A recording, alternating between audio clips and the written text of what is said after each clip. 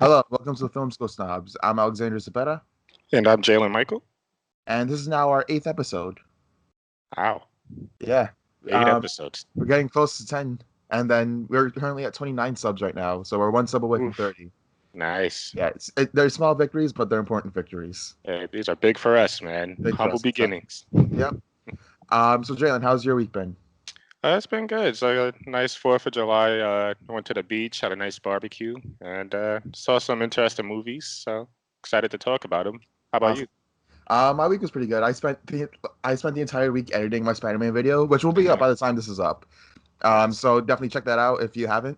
Hmm. But yeah, even my 4th of July, my family didn't do anything, so I stayed in. I watched like a little bit of Stranger Things, and I went straight to like editing my video. Nice. Productive weekend. Productive weekend, exactly. So speaking of Spider-Man, recently Spider-Man Far From Home came out, the latest entry in the MCU. Hmm. This is the second Spider-Man movie with Tom Holland, and this is the third live-action adaptation of Spider-Man. Yep. So last week we had an interesting discussion on Homecoming. I wasn't the biggest fan. I think it's entertaining. It's a good, enjoyable movie, but it just wasn't my cup of tea in terms of like what I expect from Spider-Man adaptation. Right. Jalen, you enjoyed it a lot more than I did. Yeah, I think I even went as far as to say that it was my second favorite Spider-Man movie of all time. Interesting. So this should be an interesting discussion. So Jalen, what did you think of Spider-Man Far From Home? Uh, well, I'll say off the bat that I still enjoyed Homecoming more. I like the small scale feel of Homecoming, but Far From Home I thought was quite enjoyable. It certainly makes everything bigger and it's more bombastic, and yeah, I just had an overall fun time with it. Mhm. Yeah, I wasn't the biggest fan of Far From Home. I don't know.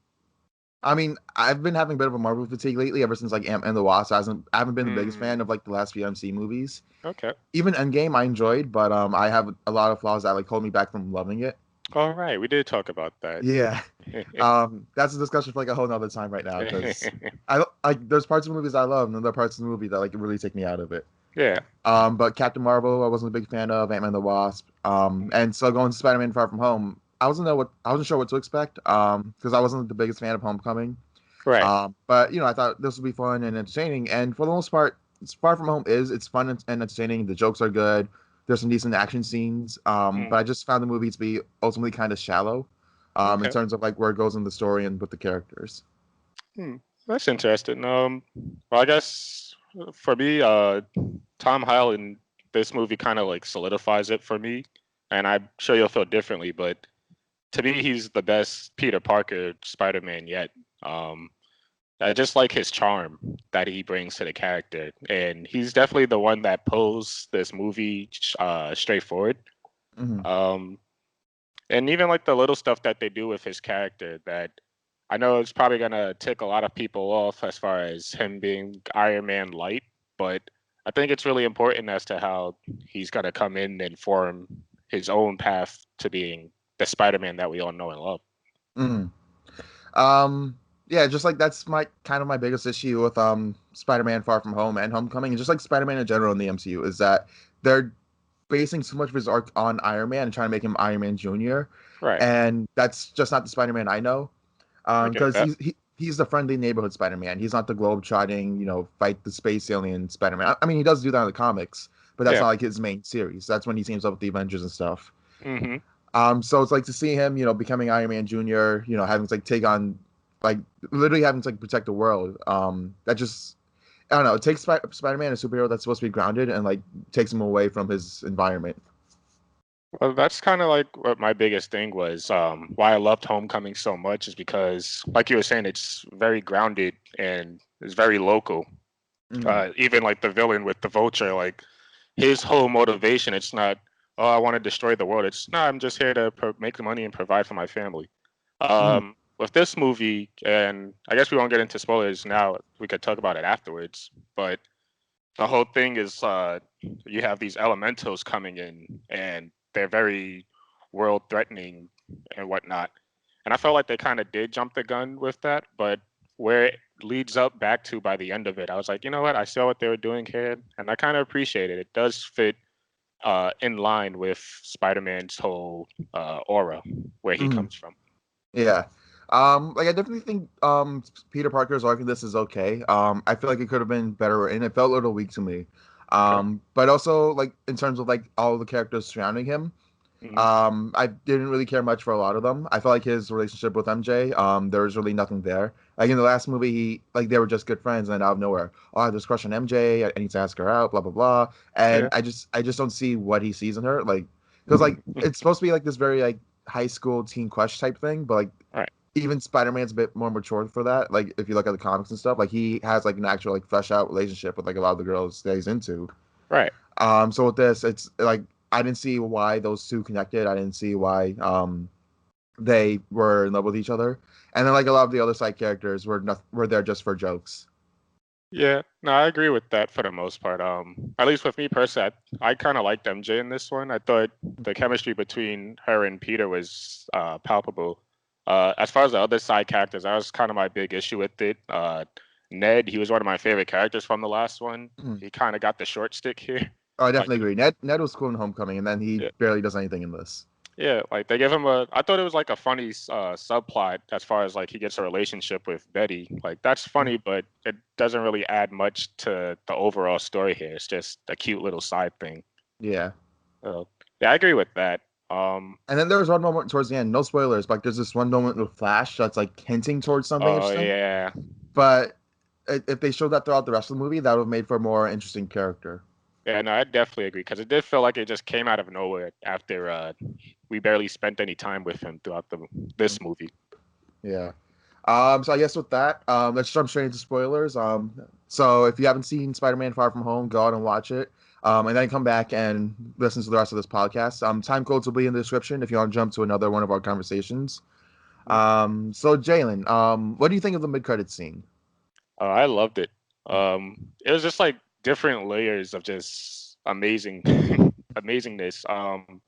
Like from where it starts off and you see the screen, it's like, uh-oh, it seems like Mysterio kind of puts the whole blame on everything he did onto Spider-Man. So now everybody hates Spider-Man. I was like, okay, this is interesting. Then we get to see the return of a fan favorite who I'll let you introduce him, but that kind of got my attention. Like, oh my God, this is really amazing. And then that J.K. final, Simmons as yeah, J. Jonah Jameson is back because you yeah, can't man, replace him. You can't. you It's can't. impossible. Like him, like that's the same thing we were saying about like with Robert Downey Jr. and Hugh Jackman. Like there's certain characters in these movies that like 10 years from now, there's nobody else who could play these people. And J.K. Simmons as J. Jonah Jameson, like that's amazing, perfect casting. And I was so Mhm, glad they kind of gave him the PS4 Spider-Man treatment. mhm, And then that final thing where Mysterio reveals Spider-Man's identity, that's what really sent me through the roof and got me excited. So mhm. yeah, I thought it Yeah. was a great mid-credit scene. I feel like it's one of the very few moments throughout the entire film where there's actually like consequences for Mm, Peter Parker where like things get real for him. right. Because throughout most of this, it's fight the bad guy, win, get the girl, and then then they just move on. But then like when you get to this mid-credit scene, like it actually sets up something pretty interesting for the next Spider-Man movie. Right. So in the mid-credit scene, Mysterio tells the whole world that Peter Parker is Spider-Man. Hmm. And so it's kind of like the homecoming treatment when not Mary Jane, Aunt May Right. found out Yeah. that Peter Parker was Spider-Man. She goes, "What the?" And then it cuts to the credits. Hmm. When I first saw it, like I watched the leaked footage because I really didn't care all that much. So I only Yeah. saw like that last part. So he goes, "What the?" And I thought, oh, the whole thing's just being played for a joke. And then like Hmm. I saw like the actual thing in its entirety, and I'm like, oh no, this is they're actually taking it serious for once, and I really enjoyed that. Yeah. Yeah. Like you said, it sets up big consequences, and for the Mhm. next film, or even just with the MCU in general, like what they're gonna do with Spider-Man, it's got me interested. They already got my money for the next few movies.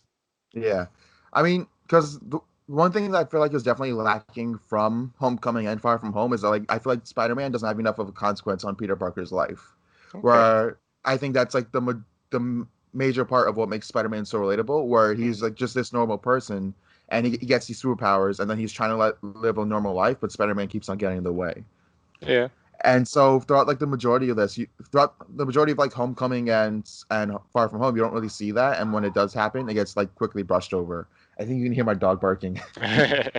But like it gets like quickly brushed over. But like with something like this, I don't know how you can brush over something like that. I don't know. I guess I feel differently about it. I think we talked about it last week also, Mm. where I felt like the whole burden of being Spider-Man kind of landed on Peter's teenage life, his social life. And then I did like in this movie, it's kind of like the antithesis of Homecoming, where in that movie, it was like uh, the whole burden of him, of Spider-Man weighing on his life. It's because he wants to be Spider-Man, he wants to be an Avenger. This Mm. movie flips it, and it's like, well, I've already became an Avenger. Now I just want to be a normal teenager, but because he has responsibilities, he has to leave that part of his life behind. Mm. And I enjoyed what they're doing with the character, and it's smooth development. I think that's gonna really, in the later films, in the next one and whatever other team up movies they do, it's really gonna put Spider-Man in the forefront as a really relatable character, like he always is. Yeah, like I feel like they definitely set it up where you can have something really relatable with him, like with him just wanting to like have a normal teenage life. Yeah, But like what depth they could have, they mostly throw away in just for a joke. And yeah, it's like because like that's the majority of this movie is action scene, here's some funny lines, and then a little bit of character development, and then some more jokes. yeah. And I feel like when you look back at like other Spider-Man adaptations, like look at like I'm not gonna compare it to the Sam Raimi films because like that's gonna start like a huge thing. But like let's just look at Spider-Verse. You get Peter B. Parker, and the majority of his stuff is played for jokes. Hmm. But it's like it's not the main part of the movie. The whole thing is about how like he's dealing with his depression, Yeah, how Spider-Man's messed up his life, and then like the jokes kind of like underline that. Like yeah, they just like exemplify like how depressed he is. yeah, yeah. No, And I agree so with that. and so when you get to like Far From Home, it's the jokes aren't there to help the story, help the character development. It's there because they need jokes because it's a Marvel movie. Yeah, and it's kind of like the big issue I know a lot of people have with Marvel films in general. It's that it's too jokey. And I get that complaint a lot, but for me, I think when you deal with movies like this and there's gonna be a lot of exposition poured over, Mhm. having jokes to kind of balance that out and keep up with the pace of the movie and keep it fun and enjoyable.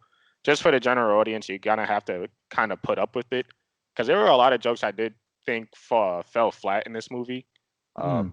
Actually, they're not even coming up to my head. I guess they are that forgettable. Mhm. But yeah, a lot of them did fall flat. A lot of them worked for me. A lot of them felt inappropriate. So it's like you get like a real mixed bag as far as jokes, but all of it beneath that, I still thought the character development was there for Peter Parker, and even for Jake Gyllenhaal as Quentin Beck. Mm.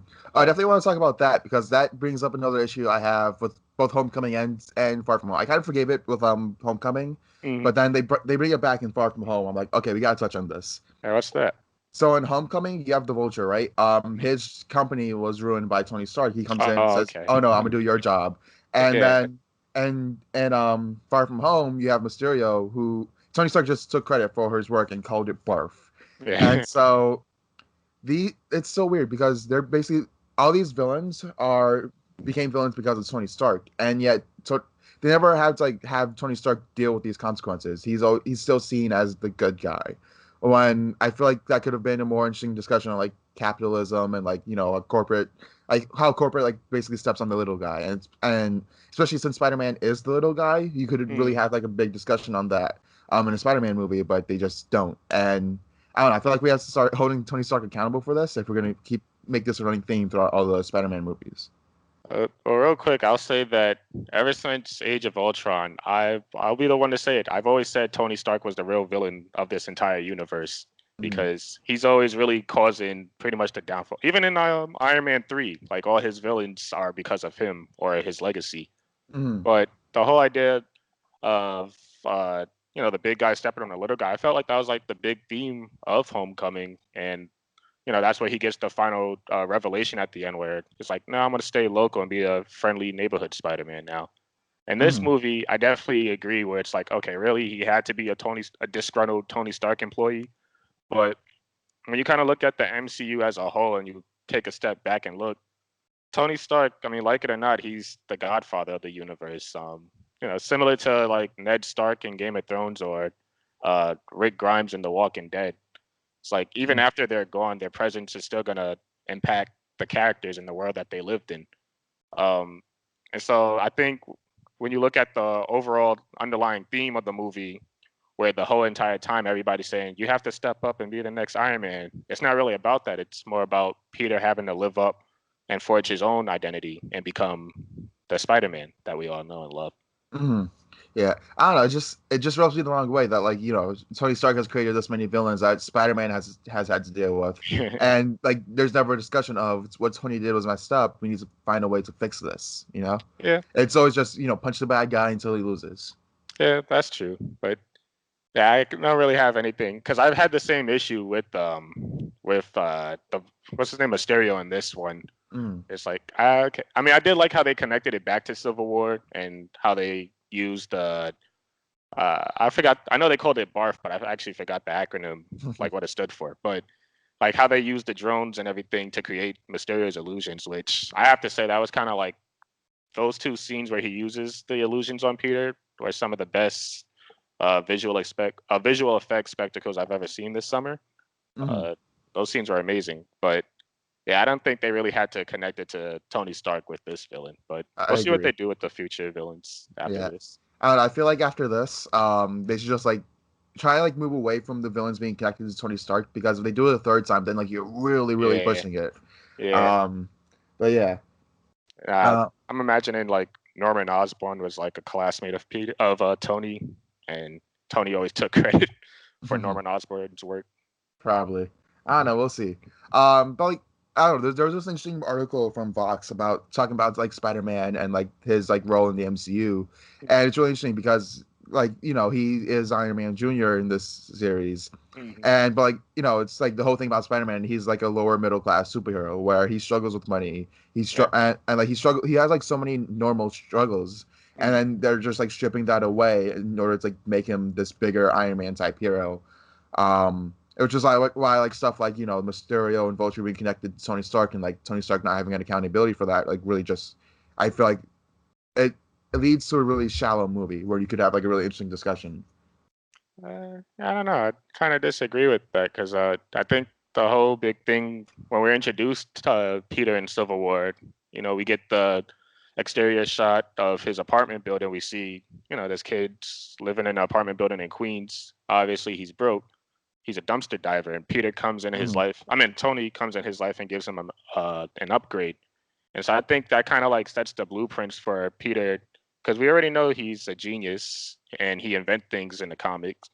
And I feel like that's something the older movies didn't really touch on is just how smart Peter is outside of answering questions in the class. But Mhm. yeah, this one, giving him Tony Stark's toys to play with, I don't know, I kind of like that. It allows him to, uh, express his genius and, uh, you know, just create things to become to create Spider-Man gadgets. So Mhm. similar to the PS4 game, I think did the same thing where he has all these gizmos and gadgets that helps him catch the bad guys. So Yeah, but I think like the main difference is like in Homecoming you see that like Tony Stark created all this stuff for him, and then just now he's like saying, "Oh, I can do this myself." Whereas yeah, like in the PS4 game, from day one, he's always been creating his own gadgets, yeah. and like that really shows like this Peter Parker stands on his own. But to be fair though, in the PS4 game, he was Spider-Man for a few years now. This one, Mhm. he's still a teenage in high school. So that's kind of like the whole thing where it's like we're seeing a Spider-Man in progress here. So Yeah. And so any final thoughts on Far From Home? and other than I will say the one thing, the reason why I liked Homecoming more than this one, is that I felt like in Homecoming, Peter, he was more of an active protagonist where it was through his actions why the story was moving. And it's like his motivation and his obsession is what drives the plot. This one, it felt like just plot points happening and the story is moving around Peter. So that's Hmm. the only thing I felt like kind of missed the mark here. But overall, like I still enjoyed it. I would love to see it again. I probably will see it again later this summer. But Hmm. overall, yeah, I had a fun time with it. Yeah. I don't know. I wasn't the biggest fan of Far From Home. I found it kind of mediocre. There's good jokes, decent action scenes, but ultimately I just found the story and the characters to be very shallow. I get that. Hmm. So from there, let's move on to Midsommar. Jalen, have you seen this movie yet? Oh, I have not, but I read the script a few months ago, so gotcha. So listen to what you thought of it. I loved Midsommar. I thought it was great. Nice. First of all, let's talk about like the cinematography. A lot of it was like really good, like it really stands out. Because like he basically does like a lot of like long takes, Mm, and like a lot of the cinematography is very like starch. Is starch the right word? I don't know. But like it just like he shoots it in a way where it all stands out, whether it's like dudes the lighting or like the framing and stuff. right. And I really loved a lot of that. And then when you go into like some of the things that happened in this movie, wow. Um, like we got some like pretty messed up stuff in Hereditary, but like I don't think any of it matches like some of the things that happens in here. Um, what you've essentially got is like the best breakup movie ever, and like just do not take your date to go see this movie because you guys will not trust each other after seeing this. I could attest to that. So Jalen, just like real quick on reading the script, what did you think of it? Just on like a script level. Yeah, no, I was reading it and I thought it was messed up.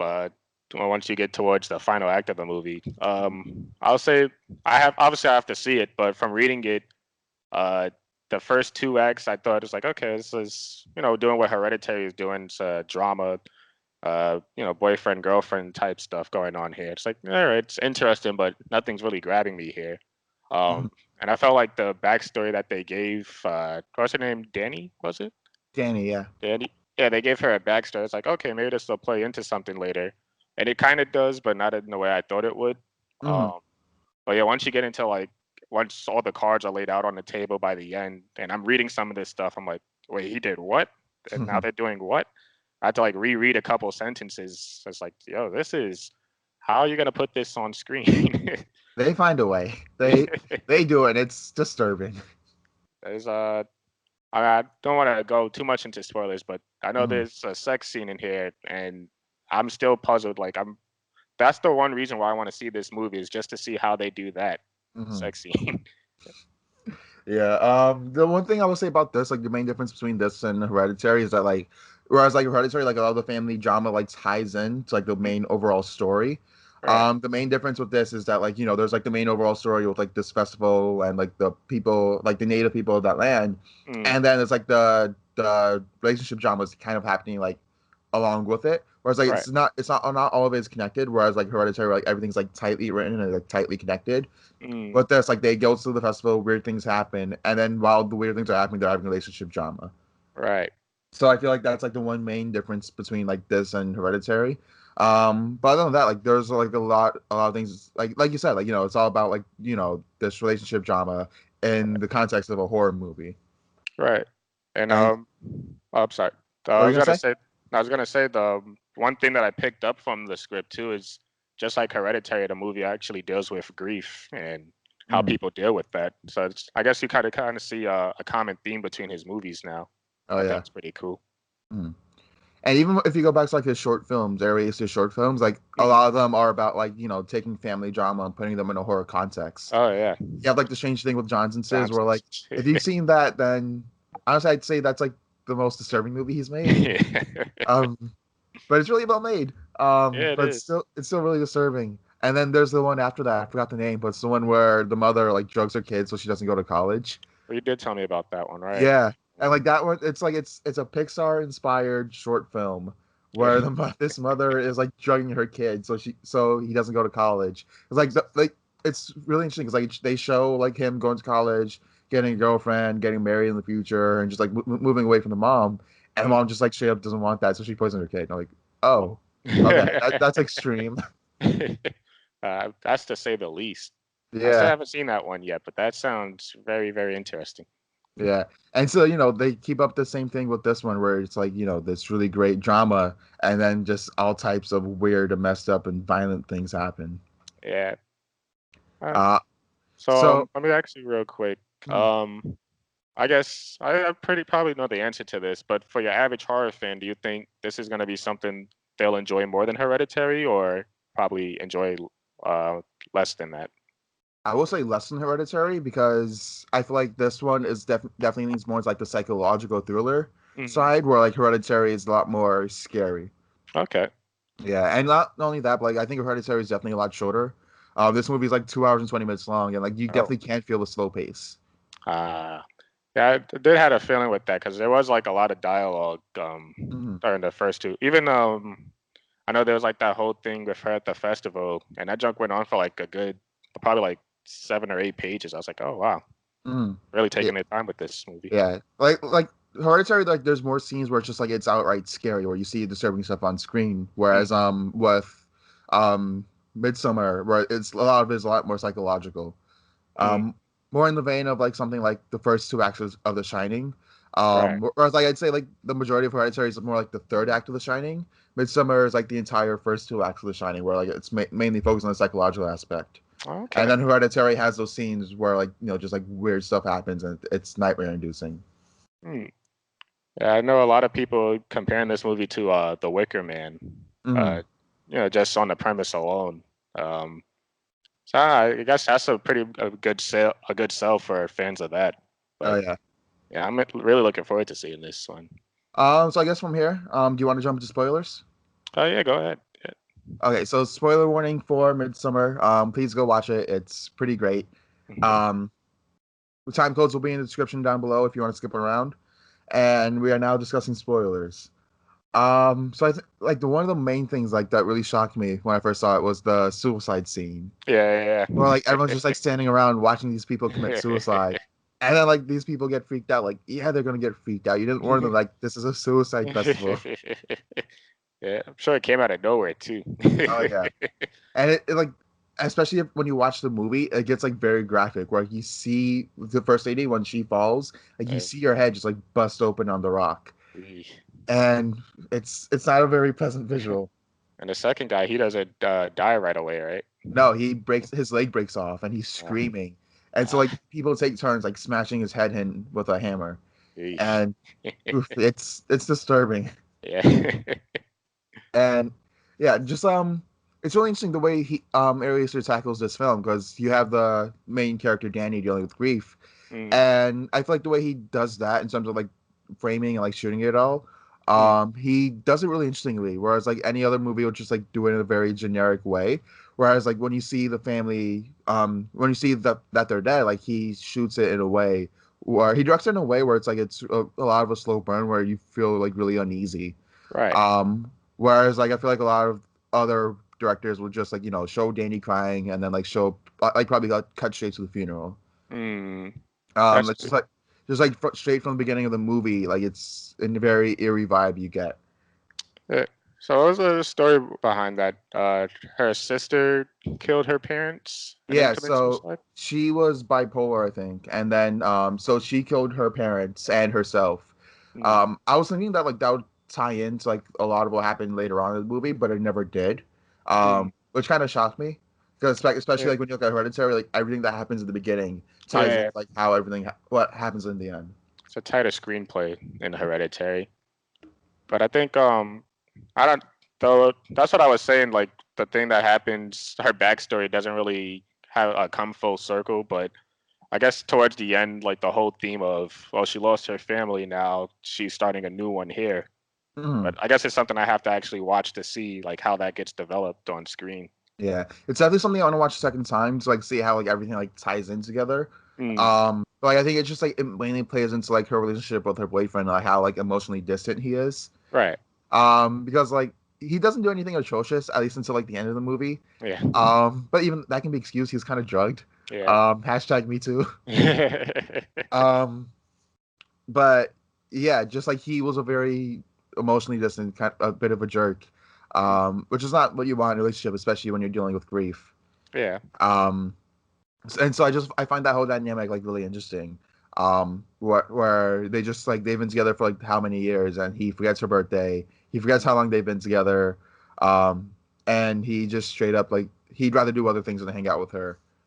Well, that was the whole thing though. Like he wanted to his original plan was actually to break up with her, but because of what happened to her family, he decided to stay with her. Mhm. So that kind of puts him in an awkward position as it is.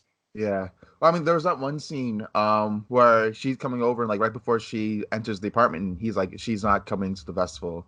So I Mm, think like right there was like when he was gonna break up with her, and so you kind of see like after seeing like the whole big picture, the Swedish friend said, "Oh, yeah, I'm so sorry for what you lost," and then she has like this complete emotional breakdown, and so now he can't break up with her. And now he has no choice but to take her with him. Yeah. Like I kind of saw that like when you get to the end of it, like oh okay, it all makes sense by the end. But so talk about what happened to all her friends by the end by the end of this movie, because Oof. that was like the more horrific stuff that I was talking about. Yeah, That's just you oof. have you have Mike Poulter. Is that his name? Mike Poulter, the actor's name? Oh, Will Poulter. Oh, was it Will Poulter? You're talking about the guy from Detroit, right? Yeah. Yeah, yeah, Will Poulter. Okay, I'm confusing it with someone else then. Um, yeah, he's basically like the frat boy of this movie, Hmm. and so he's like all he cares about is like getting high and sleeping with girls and stuff, and Hmm. then so at one point he pees on the ancestral tree, and so they skin him alive and they wear his skin like Texas Chainsaw Massacre, Jeez. which is oof, not a pleasant visual.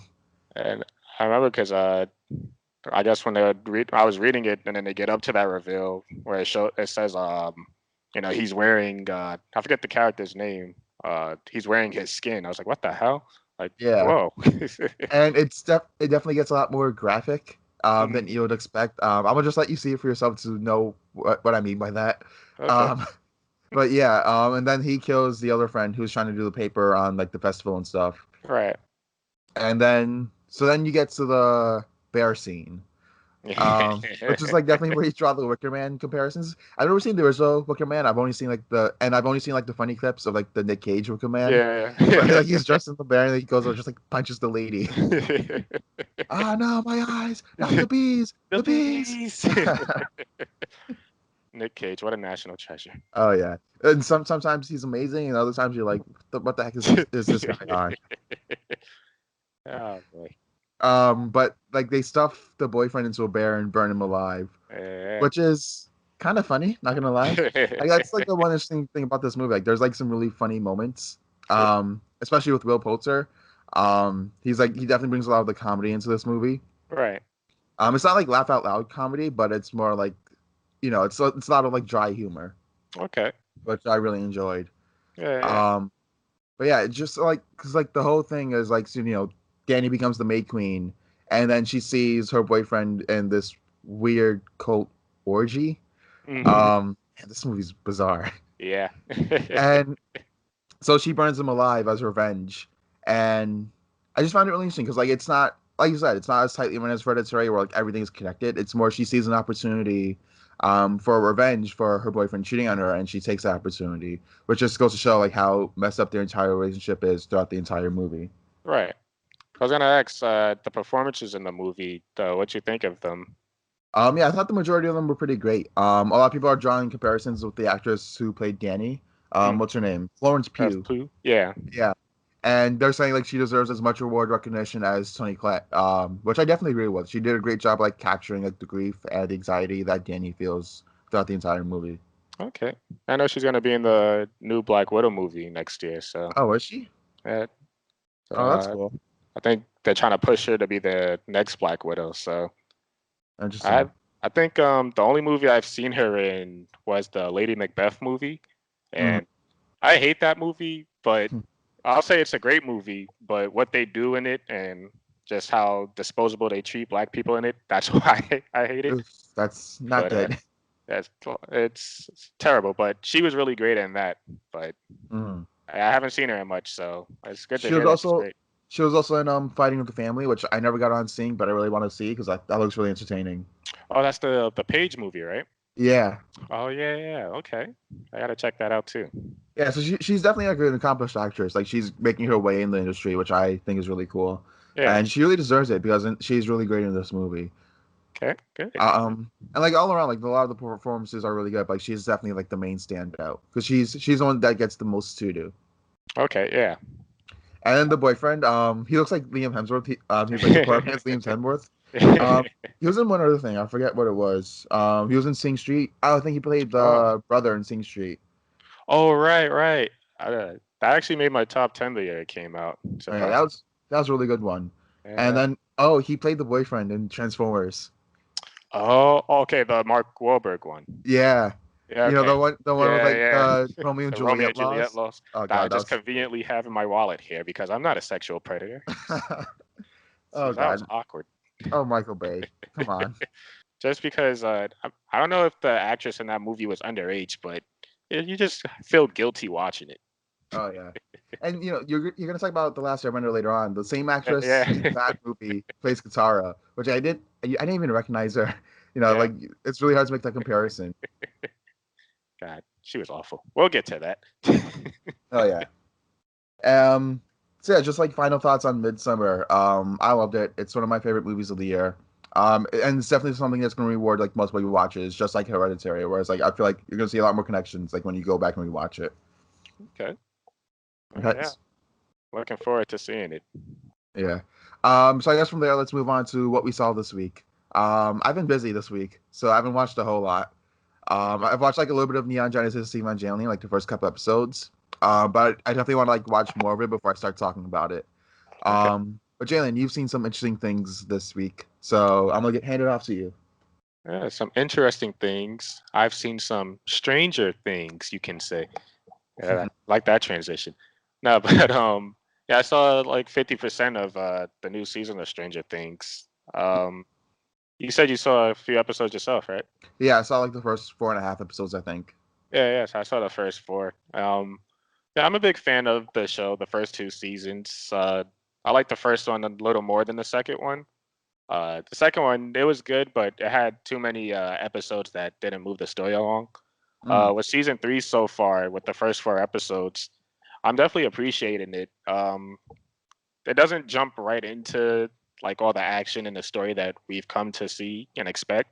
mm, Uh, like with the first two episodes, it's definitely a lot more breathing room to see these kids enjoying their summer, especially after like the big crisis they had in the last season with dealing with the demi dogs and the mind Mind flayers. Flayer. Yeah, I yeah, just love how like they take all this stuff from like Dungeons and Dungeon Dragons Dragons. references. But like the majority of mainstream people like don't know what this stuff is, but like these hmm kids do, and like now Demogorgons and Mind Flayer is like a big part of pop culture. hmm Even like if you go to Baskin Robbins, they have like the Demogorgon Sunday. Oh, they do.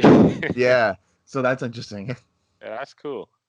Oh yeah, yeah, the kids themselves they're great too, and just seeing them hang out, summer of love, and obviously bad things are gonna happen, but with those first two episodes, you're like taking it all in and having a fun time with them.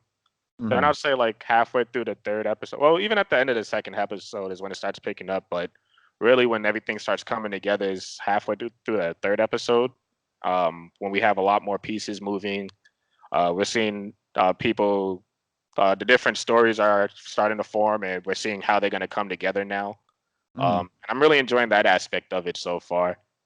And they've even taken characters that I've hated, such as Billy, and making him more compelling. They do something with Billy, and it's like, okay, well, now we got some good writing going on here with this guy. Let's see where y'all go with this.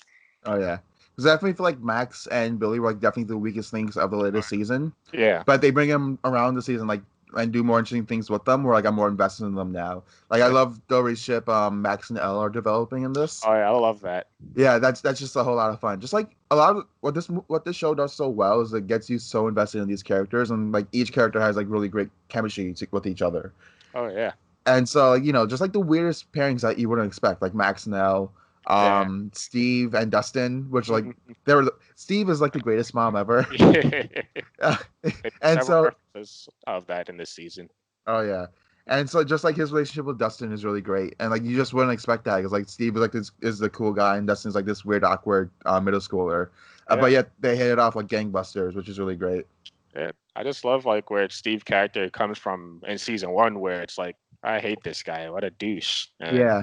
now he's a fan favorite, and Yeah. he's amazing. His chemistry with Dustin and the kids, it's and even Uma Thurman's daughter, I forget her name. I know her name is Robin in the show. Hmm. I think she's a great addition to the team. She's really funny. Is definitely very smart. Very has a very good charisma. Uh, I really enjoyed her character too. And there's somebody else I like. That was a new character. The little girl. Right, right, Erica. Thank you. Yeah, yeah. You can't spell America without Erica. I was like, oh yeah, I guess that is a good point. You can't. Ali. Yeah. But yeah, no, I thought she's a great addition. She was in the previous seasons because she's Lucas's little sister. Oh, is she? Yeah, that was her, right? I'm not sure. Uh, I do remember he does have a little sister. I just don't know if that was her like showing up in like the other seasons. okay, but then I guess I'm just racist then. Yeah, no, but yeah, I do like her a lot though in this show. It's like I was saying, they take these characters and like you were saying, they pair them up, kind of eerily like Game of Thrones does, where they Mhm. pair up characters that you would never expect to be palpable with each other, but you get good chemistry throughout it. Totally. Yeah, just like Erica is like definitely like the just she gets the biggest laughs. Um and like just she's just so sassy. And so and I just like I love the way she bounces off like all these characters. Like they'll say something to her and then she just has like the greatest response ever. Mhm. And then the best is like when she constantly goes and like scoops ahoy and she's constantly asking for free samples. I I hate kids love like that. that. I and like it's just like a pitch perfect representation of what it is to work in the food industry and put up with annoying kids. That's so bad. Don't be mad at the player. She's just finding her way to get through the system. Why Yeah, pay so much money for ice cream? yeah, exactly. You know, she loves capitalism. So yeah, and 4 episodes in, they haven't really shown much with the monsters yet, but Mhm, I do like the slow build that they're going for the reveals here, and definitely. yeah, I'm looking forward to what they see in the last 4 episodes. So far, it's a pretty damn good season. Same here. Yeah, I've really enjoyed the season so far. Um, and you know, hopefully it gets like some more interesting places within like the last couple episodes, and like it starts like pick up a lot more because I've enjoyed all of it, but it's definitely moving a lot slower than the past two seasons have. Hmm. Yeah, no, Um, I agree with that. so from there, let's move on to what else you've seen this week. Jalen, you poor soul. Why would you watch Last Airbender again? All right, so here's the backstory here. Avatar: The Last Airbender. It's one of my favorite animated shows of all time. My favorite TV show of all time. Yeah, I love it. I've always loved it. Um, I've watched the reruns, even though no matter how many times I've watched the episode, I'll definitely stay up to watch it again. Hmm. So me having little brothers and they starting their summer vacation, I was like, you know what? I'm gonna let you guys experience this great show here. So I went to Amazon. I bought the complete series. We finished book one last night. We finished book two, and they're obsessed with it now more so than I am because they're up to like 1 in the morning watching Hmm. episodes. So I'm like, good. I like that you guys are loving this show as much as I am now. Then I made the mistake. I went on my Apple TV. I spoke to Sarah. Said, "Hey, play The Last Airbender," to see if they had it streaming. Hmm. For whatever reason, they don't. But they have The Last Airbender, the movie here. Me completely forgetting about this movie, I was like, "Oh right, Hmm. M Night Shyamalan did make this piece of garbage here." I'm sure it's not as bad as I thought it was. We watched it, and it's even worse than I remembered it to be. This movie, oh my god, it's because it's Avatar and because of how much I love Avatar. This movie has become my least favorite movie of all time. Hmm. I think it's just absolutely garbage. And M Night, I'm glad that you're not doing any more studio blockbusters. I'm glad you were able to dip your feet in and realize it's not for you after this and the After Earth movie. But please never ruin any more childhood favorite TV shows ever Hmm. again. Please. This is atrocious. Yeah, and I just find his like excuses for making the movie really interesting. Like, oh, but the kids love it. Like, yeah, that's great for kids, but at the same time, they deserve something better. They got something better with the TV show. Yeah. I mean, I don't even know a single kid because I was a kid when this movie came out, Hmm. and my whole friend group we hated it. Every single one of us, like nobody liked this movie at all. And Hmm. it's not just me hating on it just to hate on it because oh, it's not like the original. Like, yeah, that's a big reason it's not like the original, but this movie kind of missed the boat on everything that makes the original series what it is. Like, it takes like all the important plot points and elements of the episodes of the show, and it just like fast tracks through every single one of them. Like within a span of 10 minutes, we meet Aang, Katara and Sokka take him out the iceberg. Oh, Zuko comes in on the southern water tribe. oh, now he's captured. Oh, now he's escaped. Oh, now we're at the air temple. It's like, whoa, like this was like at least 3 to 4 episodes here. You did this all in 10 minutes. There's no development here whatsoever. It's like you're Hmm. ignoring the journey of the narrative just to fast track and get to the end here. It's like, come on, man, you could have done this a lot better. Yeah, and that's what happens when you try to fit like 22 episodes worth of television and storytelling into like an hour and a half long movie. It's just not going to work out. You're not going to get the same effect. No, you won't. And I guess that's the whole argument. I think we were talking about this last week too when we had the whole streaming discussion Mm. where we were saying how being able to binge watch TV shows allows you to spend more time with characters and allowing characters to be developed more than a 2 hour movie could be. Mm. But with this one, it's like you guys like the script writer. I don't even know who wrote the damn thing. Probably was M Night, wasn't it? It probably, yeah, because he writes, directs, and produces all of his own movies. Yeah.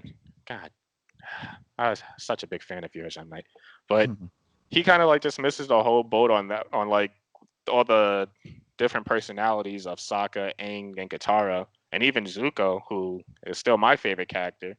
It's just like you go for the more superficial versions of these characters. It's not fun. It's not enjoyable. It's just a sluggish, crappy movie to get through. Yeah. I don't know. I remember I saw this movie and I was like, when did it come out? 2010? Yep. Summer 2010. Yeah, so I was about 11. I remember seeing the trailers. I'm like, oh yeah, this looks pretty cool. This looks all right. Mhm. And I wasn't the most picky kid when it came to movies. I literally watched everything and liked everything. Okay. I'm a very different person now. My family just gets annoyed about it. Like, oh, Alex, why can't you just enjoy movies? I do enjoy movies, when they're good. Yeah.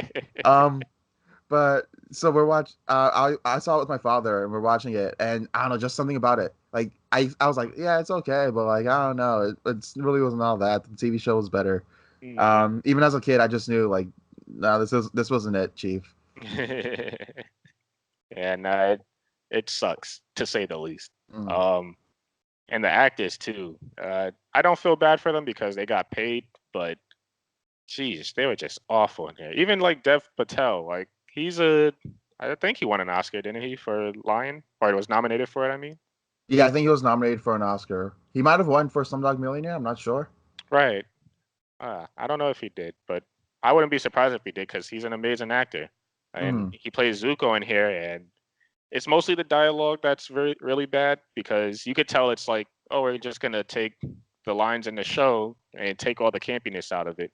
It's like, no, it doesn't work like that, man. You still gotta add emotion to delivering these lines here, Mm. and he does it. And even with, I really want to focus in on Zuko because, like I said, he's my favorite character, and I feel like they completely missed the boat on him in the movie. But they make it seem like his whole drive and his whole obsession is just capturing an avatar and that's it. It's like, no, his whole drive is being able to restore his honor and get his father's approval. That's why he Mm. wants to capture the avatar. It's not just because he has it out for this bald-headed kid. It's like they just make him so hateful and spiteful in here. It's like, come on now. And I understand I had 2 more movies planned to follow the show, but you knew you weren't going to get the sequels for this garbage. Like you knew that as soon as the movie was greenlit. So you could have at least went through the trouble of, hey, let's actually develop him and make him a more compelling character in this movie. Mm. Nah, let's not do that. And Yeah. then who do you have? We were talking about her earlier. The girl that plays as Katara. Yeah. Oh, what's her name? Let me look it up real quick. But Nicolo Peltz. Peltz. Okay, yeah. God, awful. I'm sorry. I don't know if she's been in a movie since Transformers. I haven't seen her in anything, but She was please. in Inhumans. I guess she played like she her on IMDb her character's name New and Human. Hmm. So she doesn't even have a name, I guess, in that one.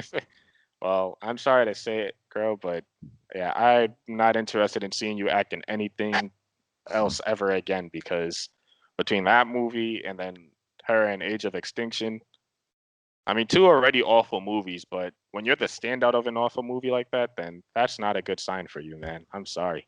Yeah. Yeah, this movie and just the little things that piss me off too. Oh, Aang is pronounced Ong and Suka. Like, come on, really?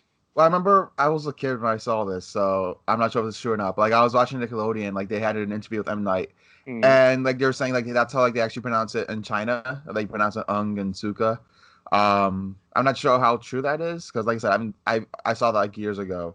But I do remember like that's how they pronounced it. I remember that was the explanation.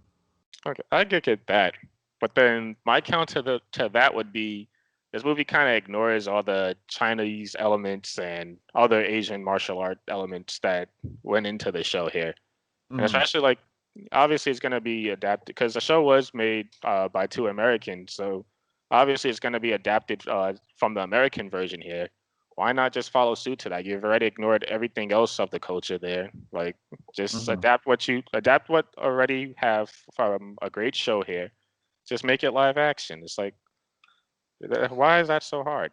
Honestly, I'd say don't make it live action. No. Because it's like the same thing, same issue I have with like the Disney Channel movies, whereas like the whole point of making it animated was so you could like show this huge world, Yeah. like in a very expressive way.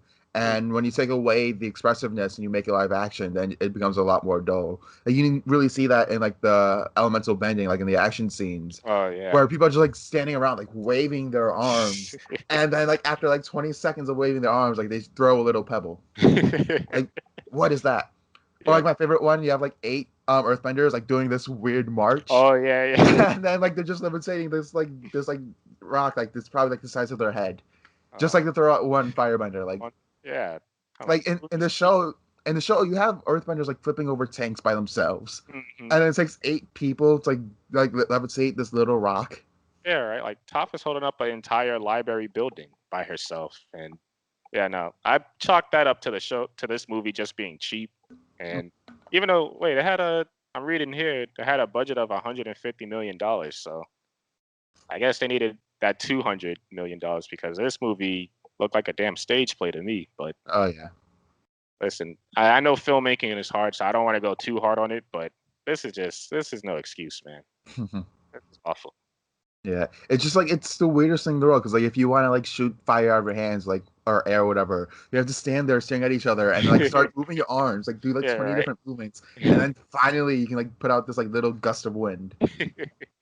Like it looks so silly. Like whereas like in the show, like these are expertly choreographed fight scenes and like everything they do like is powerful. You felt the power of their abilities. Exactly.